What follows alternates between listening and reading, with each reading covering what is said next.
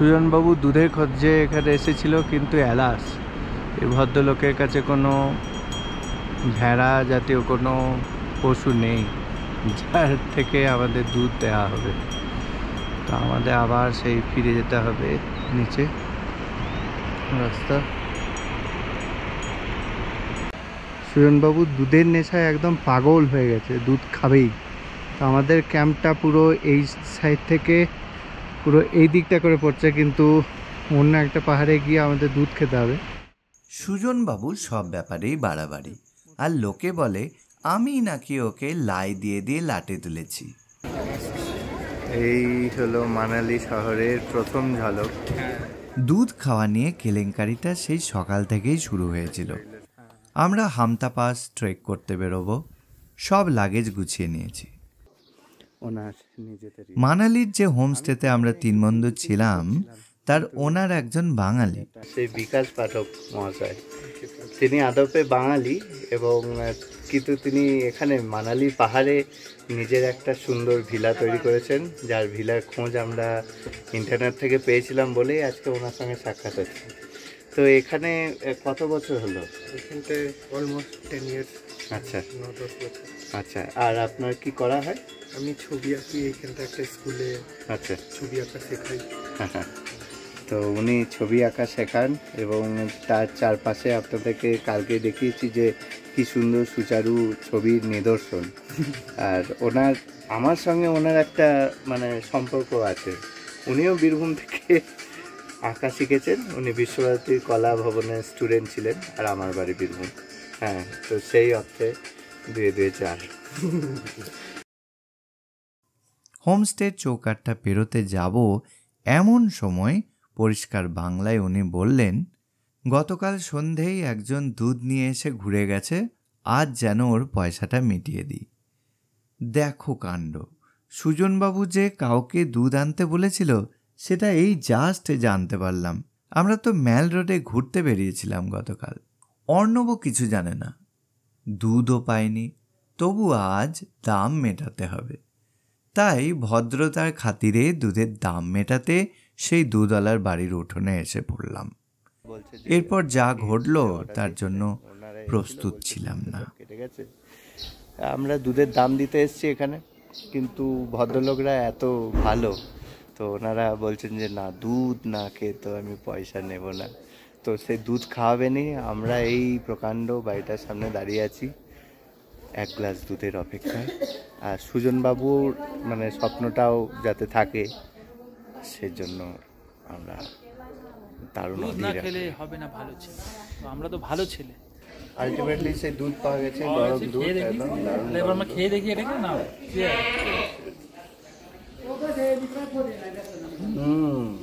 ভারী দুধ, বেশ ভালো, দারুণ ব্যাপার। মানালিতে এসে সুজনবাবুর সৌজন্যে আমাদের দুধ খাওয়া, কম ব্যাপার। মানালি শহরটা বেশ সুন্দর, চারদিকে যৌবনোচ্ছল নদী, আপেল বাগান আর পাইন গাছের সারি। তবে সব থেকে ব্যস্ততম জায়গাটা মনে হয় ম্যাল রোড। সেখানেই নেহেরু স্ট্যাচুর নিচে আমাদের ফার্স্ট মিটিং। তারপর এখানে এসেছি মানালির ম্যাল রোডের ওপর। তো সেখানে নেহেরু স্ট্যাচুর কাছেই আছি, আর এখানে দেখতে পাচ্ছি ভারতের একটা বিশাল তেরঙ্গা পতাকা। তো এখানে আমাদের এজেন্সি বলেছিল মিট করার জন্য, 9টায় টাইম দেওয়া হয়েছিল। তবে যা দেখছি যে লোকজন সেরকম নেই, বোঝাও যাচ্ছে না যে কারা আমাদের সঙ্গে যাবে। তো আমরা এখানে ওয়েট করছি, যদি দেখি যে একটা গ্যাদারিং হয় বা কোনো ফোন কল আসে, তো তখন যথারীতি আমরা তাদের সঙ্গে যোগ করব। এজেন্সি থেকে হামটা পাস ট্রেক সম্পর্কে ব্রিফ করা হলো। আমরা 20 জনের একটা টিম। ঠিক হলো প্রথম দিন চিকা ভ্যালিতে ক্যাম্প সাইট, সেখান থেকে পরদিন বালুকা ঘেরা, তৃতীয় দিন হামটা পাস সামিট ডে, যদি ওয়েদার ক্লিয়ার থাকে তবে, না হলে আবার ফিরে আসবো একই রুটে মানালি। সেখান থেকে এজেন্সির লোকেরা গাড়ি করে আমাদের পৌঁছে দেবে ছত্রু ক্যাম্প। এরপর শেষ দিনে থাকবে চন্দ্রতাল লেক। মোদ্দা কথা, শিয়াগুরুর ক্যাম্প সাইটটা স্কিপ করা হবে। তখন থেকেই মনের মধ্যে একটা খটকা তৈরি হয়েছে। এজেন্সি থেকে কিছু একটা বিষয় যে ধামাচাপা দেওয়ার চেষ্টা হচ্ছে সেটা আন্দাজ করতে পারছি। আপনাদের যাদের মনে হয় সব ট্রেকের গল্পগুলোই স্বপ্নের মতো, সরি বস, সেরকম সবসময় হয় না। আমাদের অভিজ্ঞতা সত্যিই স্বপ্নের মতো, তবে এটা একটা বিশ্বাসঘাতকতার গল্প। আমরা সেগুলো এক্সপেরিয়েন্স করেছি এবং ট্রেকিং করতে গেলে এগুলো জেনে রাখা অবশ্যই দরকার। তবে যথাসময়ে সে ব্যাপারে আপনাদের অবহিত করব। দেখতে থাকুন আজ প্রথম দিনের গল্প।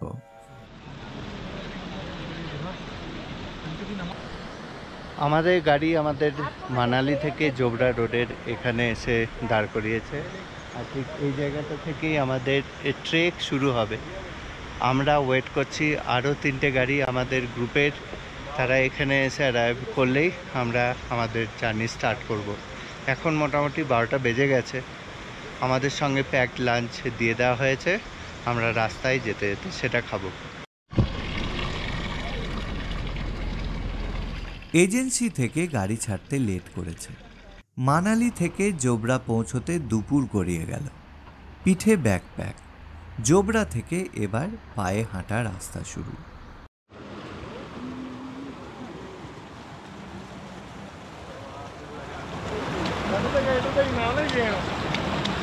थोड़ी देर बाद पीछे है ना, देखी भाई तो होली ওকে ফুট খাই দিয়েছি, আগে আগে ছিল।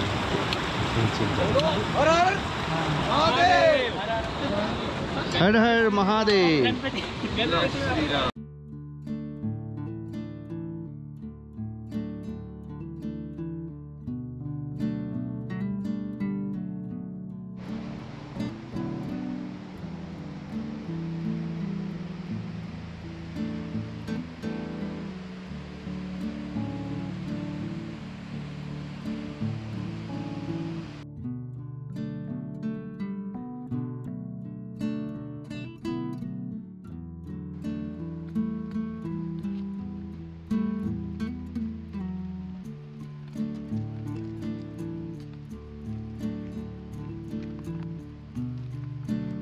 প্রকৃতিটা ভীষণ সুন্দর।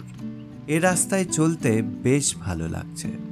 ঠিক সেই মুহূর্তেই তাল কাটল।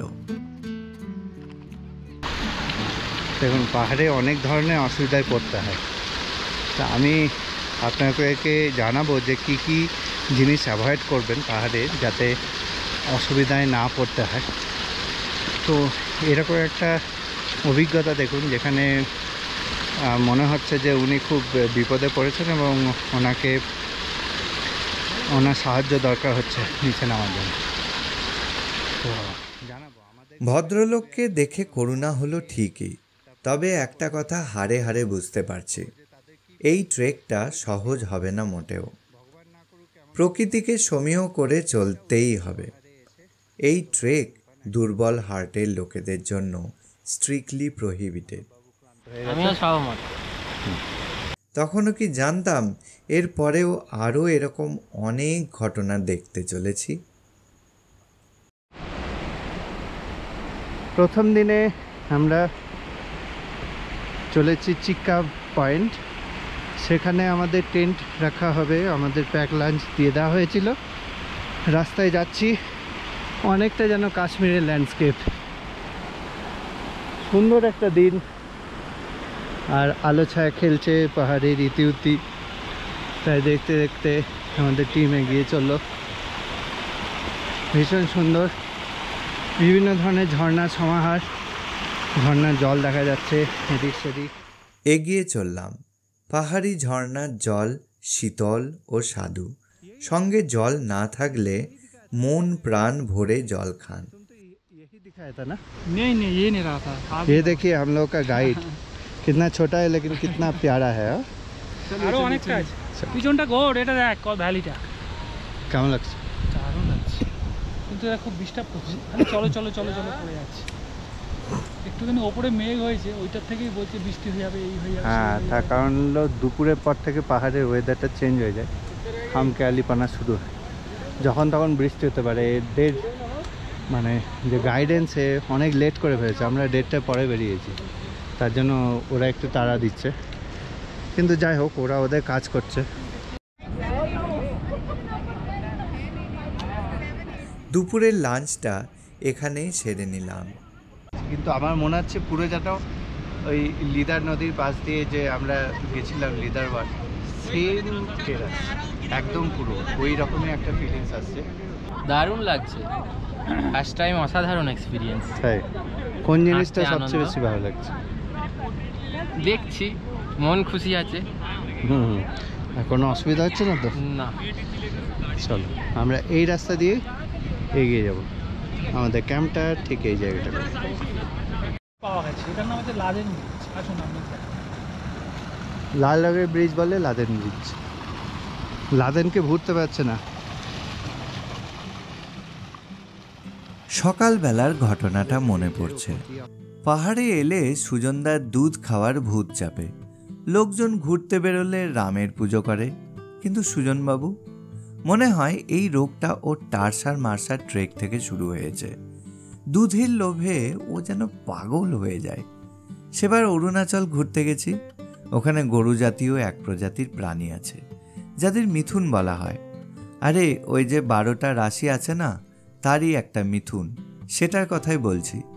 সুজনবাবু সেখানে গিয়ে বলে বসলো মিথুনের দুধ খাবো।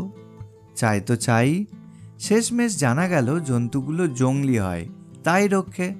নইলে ভাবুন এমন গুঁতুনি খেতাম যে আজ হামতা পাস ট্রেক করতে আসা বেরিয়ে যেত। অর্ণব তো ভীষণ রেগে গেছিল।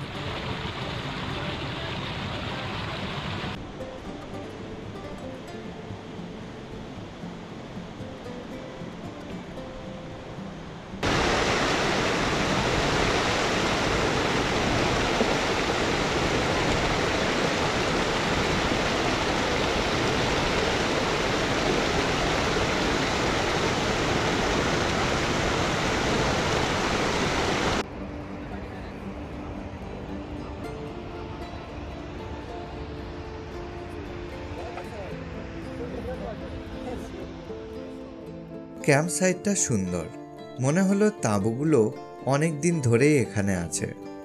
তবে এত দূর হেঁটে আসার পর খুব খিদে পেয়েছে, কিন্তু 20 জনের জন্য পর্যাপ্ত স্ন্যাক্স রেডি ছিল না।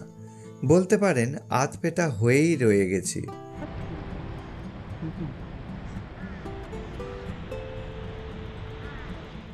সন্ধে 7:30 নাগাদ ডিনার দেবে, তখন ফার্স্ট ব্যাচেই খেয়ে নিতে হবে। তবে প্রকৃতি বোধ হয় আমাদের জন্য অন্য কিছু ভেবে রেখেছিল।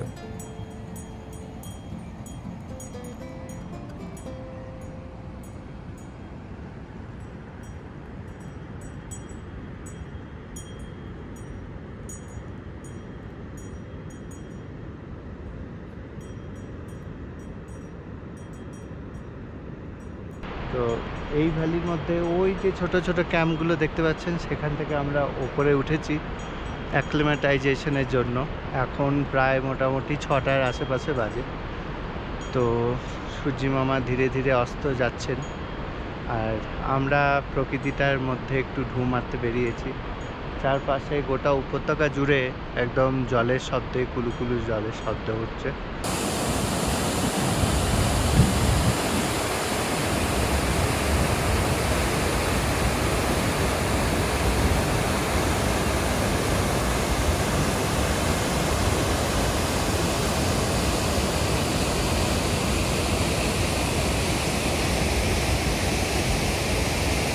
সুজনবাবু দুধের খোঁজে এখানে এসেছিল, কিন্তু অ্যালাস এই ভদ্রলোকের কাছে কোনো ভেড়া জাতীয় কোনো পশু নেই যার থেকে আমাদের দুধ দেওয়া হবে।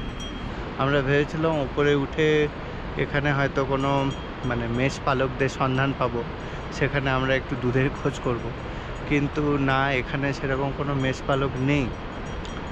তো এই যাত্রায় মনে হয় এখানে আর দুধ খাওয়া হবে না।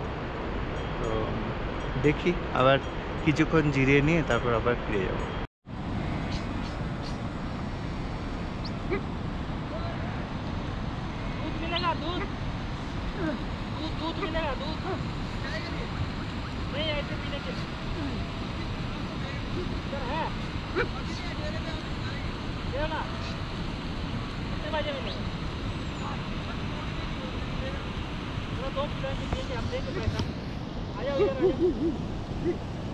দুধ খাওয়ার জন্য বার্গেনিং চলছে, হচ্ছে পয়সা দিয়ে দেবো দুধ দিতে, কিন্তু তুমি বোতল কোথায় পাবে?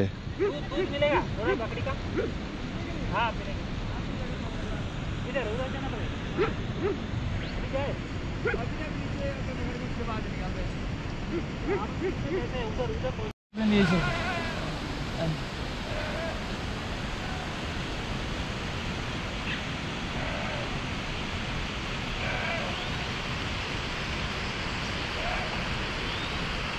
আমাদের দাদা, আমাদের বললাম একটু দুধ খাওয়াতে, বললো হ্যাঁ খাওয়াবো। আমি আমার পয়সা দিতে চাই না, মানে পয়সার কি আছে, এইটাই হচ্ছে কি পাহাড়ের মজা, হ্যাঁ, যে মানুষ মানুষকে কতটা আপন করে।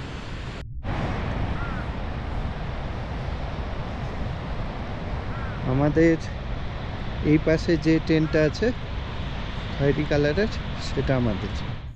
গতিক ভালো ঠেকছে না দেখে অর্ণব ক্যাম্প সাইটে ফিরে গেল। কিছু হয়ে গেলে সে এজেন্সির লোকেদের খবর দেবে। খুবই সুন্দর জায়গা। আমি যথারীতি সুজনবাবুর পিছু নিলাম।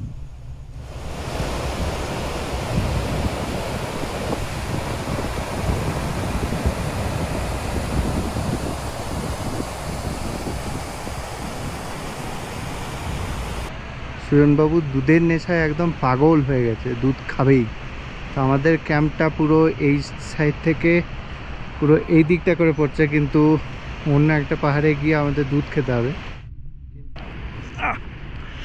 আমরা এখানে ছাগলের দুধ খেতে এসেছি। এই দেখুন কি অবস্থা, সুজনবাবু পুরো বসে গেছে এখানে। এখানে রুটি খেলে হয় না, আবার ছাগলটাও দৌড়ছে। हेलो, हाय। आप लोग क्या दही से बना रहे हैं क्या? दही डाल के बना रहे हैं ना ये रोटी? नहीं, तो फिर कैसे? दही डाल के नहीं, इसको पानी के साथ मतलब सिलकर पानी में गूंदा है ना, हाँ, बस वैसे। अच्छा। রুটিটাকে গোল করছে একদম হাতে করে।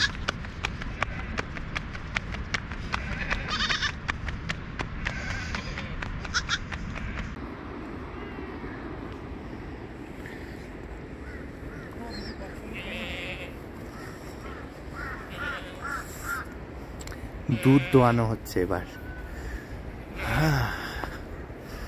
বলছে যে দিল্লিতে নাকি 300 টাকা লিটারে এদের দুধ বিক্রি হয়, কিন্তু ওরা এতটাই অতিথি বৎসল যে আমাদেরকে বলেছে যে কোনো টাকাই দিতে হবে না, কিন্তু আমরা সেটা করব না।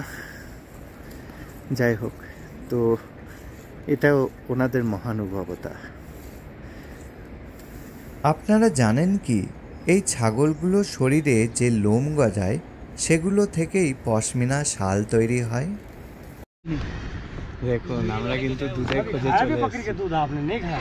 खाया, वो बहुत दूसरे जगह पे स्वादिष्ट, इतना बकरी का दूध दूसरे स्वादिष्ट जगह होता पे है ना, खाया। इतना किसी चीज का स्वादिष्ट দেখো, রুটি তৈরি হচ্ছে, এখানে আমরা দুধ খাবো। হ্যাঁ, ওদের দুধ দোয়ানো হবে, আর ততক্ষণে আমরা ওদের রুটি তৈরি করা দেখি। আর যদি পারা যায় তাহলে রুটিও খাওয়ার একটা প্ল্যান আছে। সুরনবাবু কেমন লাগছে?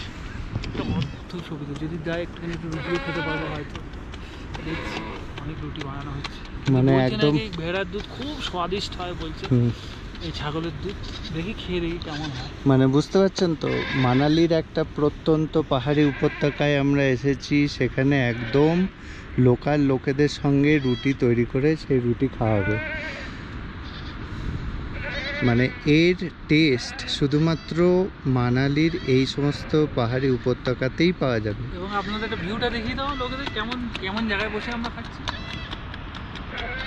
এই যে ওই দূরে টেন্টগুলো দেখতে পাচ্ছেন তো, এই জায়গাগুলোই আমাদের টেন্ট। আমরা ঠিক ওপর থেকে এই মেজগুলোকে ফলো করে করে আমরা নিচে নেমেছি। এখানে তাঁবুটা ছিল, কি সুন্দর লাগছে। এটাই পাওনা বাড়তি। এটাই হলো আমাদের ইউএসপি, তাই না? হাঁটুটা একটু কুঁই কুঁই করছে। আমরা যেখানে যাই সেখানকার মতো থাকার চেষ্টা করি। এই যে লোকাল লোকেদের সঙ্গে মিতালি পাতিয়ে, তাদের রান্নাঘরে ঢু মারা, তারা কীভাবে থাকে, তাদের জীবনশৈলীটা একটু জানার চেষ্টা করি। তাতে হয় কি, ভারতীয় হিসেবে আমাদের হৃদয়টার মধ্যে আরও বেশি অবাক করা ব্যাপারটা বেড়ে যায় এবং আমরা এরকমভাবেই বেঁচে থাকতে চাই। আরে আরে সারাদিন পর মা বাড়ি ফিরেছে আর বাচ্চাটা মায়ের দুধ খাচ্ছে। মাকে ঠিক চিনে নিয়েছে।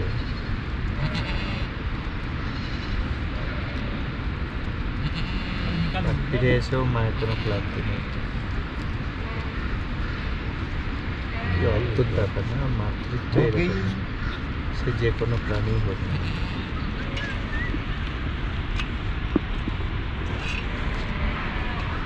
जो दौलत है ना, हाँ हाँ और उसके साथ दूसरा ओ वो अच्छा सिंगिंग करते हैं। अच्छा। आप मामा हो दौलत के? दौलत नहीं, हम ये मामा है ना? दौलत के पिताजी है ना। पिताजी, वो अच्छा। आप पिताजी है, शुक्रिया। मामा पिताजी और अब आपका बात बोलो। हाँ, हम उसके अंकल हैं। तो आप लोग क्या साल भर में हमेशा इधर ही रहते हैं क्या? नहीं नहीं नहीं, हमें स्पीति को जाना है। हम राजा को साइड जाना। जाएंगे। अच्छा हम यहाँ अगस्त कि खत्म होने के बाद उधर से वापस अच्छा। हो जाएंगे। फिर हमारे घर मंडी में है। मंडी में। मंडी में अच्छा। तो उन्होंने घर तो वालों पहाड़ से पे कब भी- मिलते हैं आप लोग? है। घर वालों से कब मिलते हैं? हम मिलेंगे अक्टूबर में। अक्टूबर में। अच्छा। पूरा सामान पूरा लेके आए हैं ना? पूरा सामान घोड़ा है ना हमारे पास। हाँ, हाँ। वो खत्म हो जाएगा तो फिर जाना पड़ेगा और एक बार। नहीं, हम नहीं जाएंगे। अच्छा। इधर इधर तो हम स्टॉक करके रखते ना। हाँ जब ये पहाड़ी क्रॉस करने हमें, हाँ तो वहाँ के छतुर नाम जगह है, हाँ। वहाँ मिल जाता है। वहाँ होटल वाले होते हैं। अच्छा अच्छा वहाँ से फिर ये आगे एक छोटा ताड़ा बोलते हैं, वहाँ भी है होटल। अच्छा। वहाँ से जाना फिर बातला। अच्छा बातला में भी है होटल बहुत तगड़ा। फिर वहाँ से जाना कुंजम टॉप। फिर वहाँ से चले जाएंगे लोसर। বাহ ছাড়া একটা দেখা যাক আমরা সহ্য করতে পারি। ছাগলের দুধ দোয়ানোর পরে আমাদের জন্য গরম করা হচ্ছে।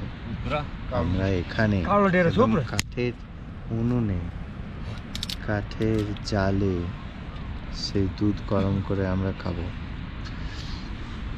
কাতারে কাতারে সব ছাগলগুলো এখানে এসে ভিড়েছে। ऐसे ऐसे भी बनाते हैं बना गद्दी उसमें। हमारे अच्छा। लाल स्पीति में लकड़ी नहीं होती है, अच्छा वो मिंगनों के साथ बनाते तब उसको फूक डालते हैं। আচ্ছা দেখুন দেখুন, বুঝতে পারছেন এটা কি হচ্ছে? এই যে হাওয়া দেওয়ার, উনুনে হাওয়া দেওয়ার একটা অভিনব কায়দা দেখুন। এটা কিন্তু এই ছাগলের চামড়া দিয়ে তৈরি, আর সামনে একটা পাইপ টাইপে আছে, সেই পাইপটা দিয়ে অনেকটা হাঁপড়ের মতো করে টানা হচ্ছে, আর সেখান থেকে অনেক হাওয়া বেরোচ্ছে, যেটা কাঠটাকে জ্বলতে সাহায্য করছে। অদ্ভুত ব্যাপার।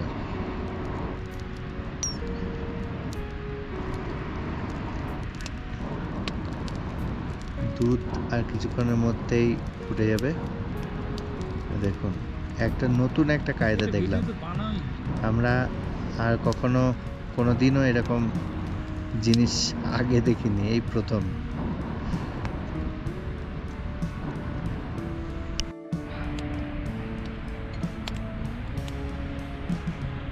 गर्म होगा थोड़ा है ना, आराम से भी।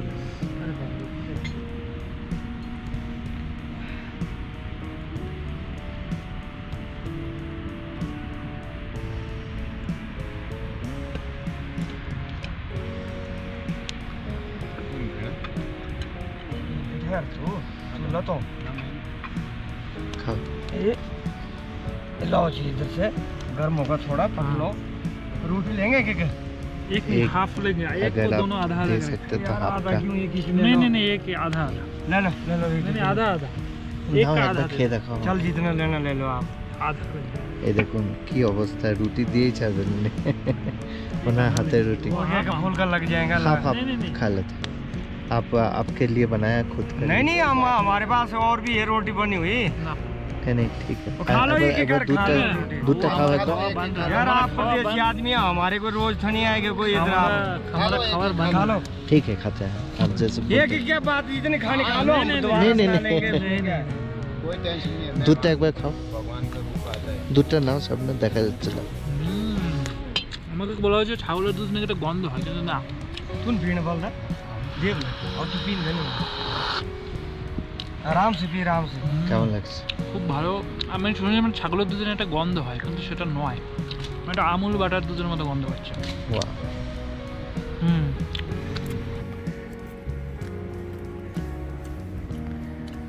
आपको बहुत बहुत शुक्रिया आप लोगों को बहुत शुक्रिया जी, बहुत शुक्रिया। इतना नसीब मतलब कि कहाँ मिलता है সুজনবাবুর জন্য একটা তৃপ্তির ঢেঁকুর তুলে রাখা যাক।